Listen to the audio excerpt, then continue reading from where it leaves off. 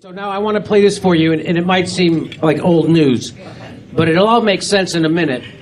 So back in 2008, 7Z, 8Z, their Democrats were running for president, and this is what they had to say about Hillary Clinton. I think that if people want the status quo, Senator Clinton's your candidate. The fact of the matter is that my colleague from New York, Senator Clinton, they're 50% of the American public that say they're not going to vote for him. I'm not saying anything that people don't know already.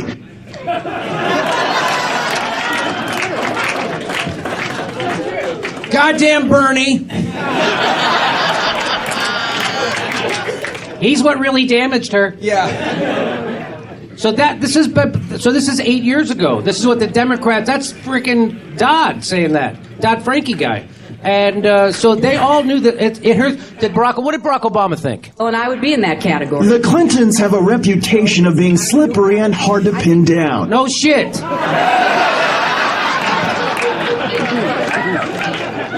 That's what MSNBC used to still say the truth once in a while. That's MSNB frickin' C saying that. You notice that guy who said that doesn't work for MSNBC anymore.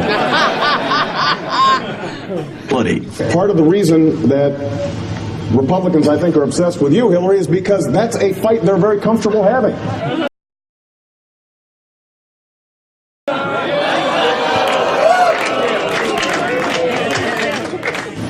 It is the fight that we've been through since the 90s. Senator, they may actually want to run against you, and that's the reason they keep bringing you up.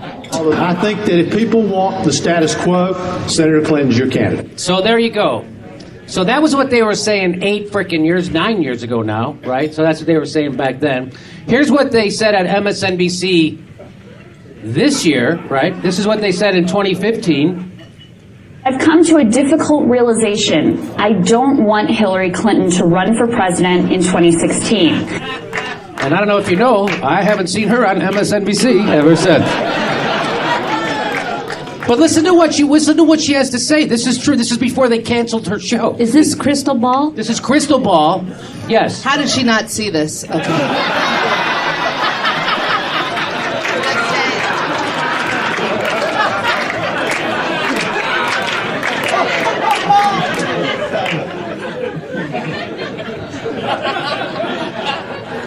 Yeah, what kind of a dick names their kid?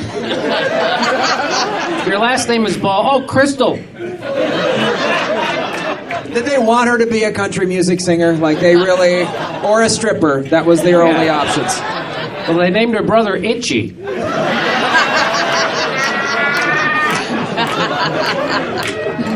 I'm proud of that joke. Listen to what else she had to say. I do not think that she is the right person for this moment. Back in 2008, when all my peers were jumping on the Obama bandwagon, I backed Hillary. The country was reeling from a disastrous 8 years of President George W. Bush.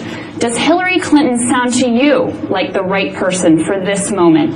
In a time when corporations have hijacked our politics, enabling them to reap all the profit without feeling any compunction to do right by their workers. Is someone who sat on the rabidly anti-union board of Walmart for 6 years the right person to restore workers' rights? In a time when we're still reeling from a global financial disaster brought on by foolhardy bank deregulation, is someone who recently took $400,000 to give 2 speeches at Goldman Sachs the person we need to wrest control of the asylum back from the banking inmates? Someone who at those paid speeches reassured the masters of the universe in attendance that were being unfairly persecuted, that in her words, the banker bashing was unproductive and foolish. Someone whose husband, by the way, did much of the deregulating that got us into trouble in the first place. In a time when we badly need to be inspired and rallied and made to believe that America can once again be true to the American dream, we need someone who is mission-driven, who is clearly passionate, living and breathing and feeling in their bones the plight of the worker, of the middle class. That person is not Hillary Clinton. Oh, you misogynist! You hate women. So she's describing Bernie Sanders. Someone who can inspire people and get them out. That's Bernie Sanders. So she was prescient. So she actually knew what was right and what was coming. And so that's why they had to get her the fuck off of MSNBC. We got Crystal Ball's pink slip. If we could reload the Russia story for Rachel Maddow. Part of the reason that Republicans, I think, are obsessed with you, Hillary, is because that's a fight they're very comfortable having.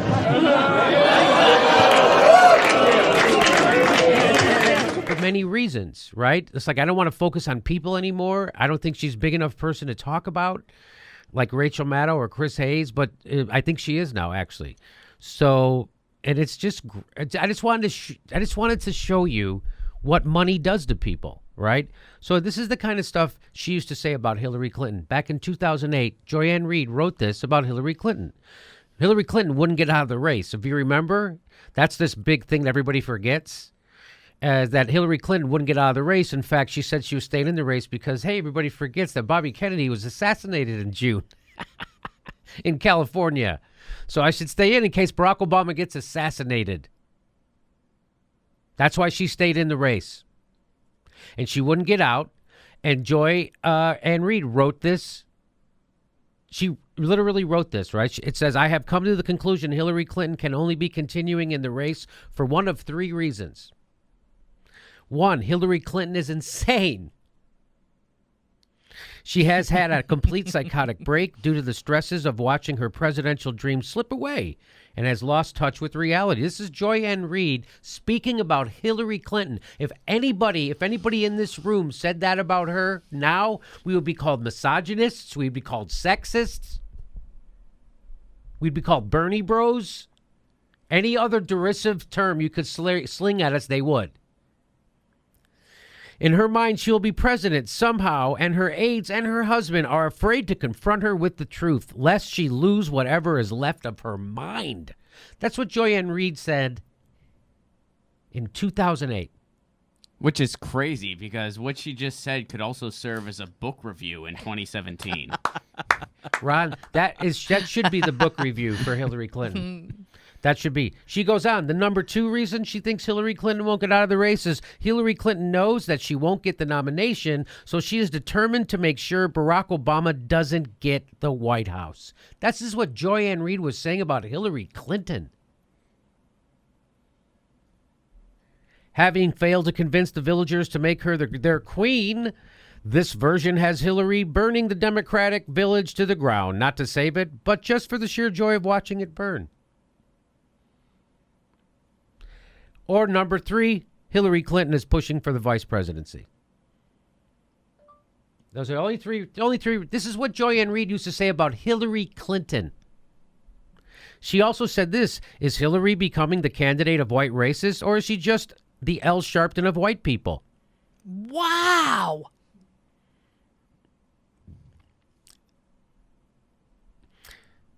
This is what she used to say about Bernie Sanders. She said this about Bernie Sanders in 2010, revising my tweet from yesterday. The great clarion voice in the Democratic Party is Bernie Sanders. Not Hillary Clinton. Bernie Sanders.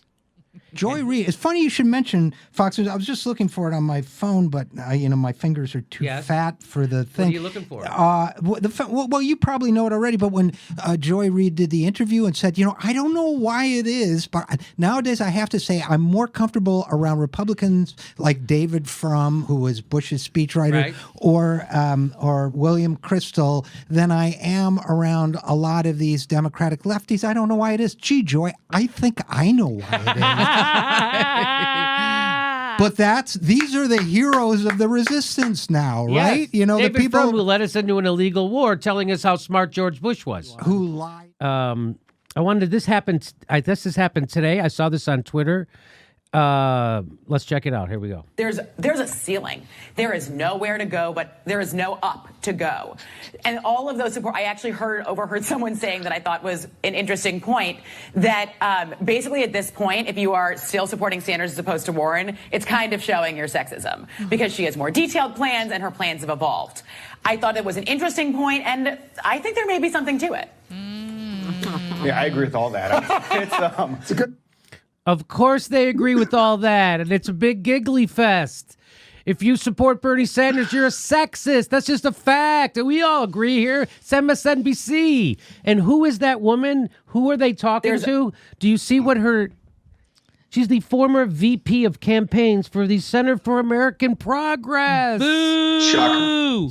Neera Tanden's VP, baby.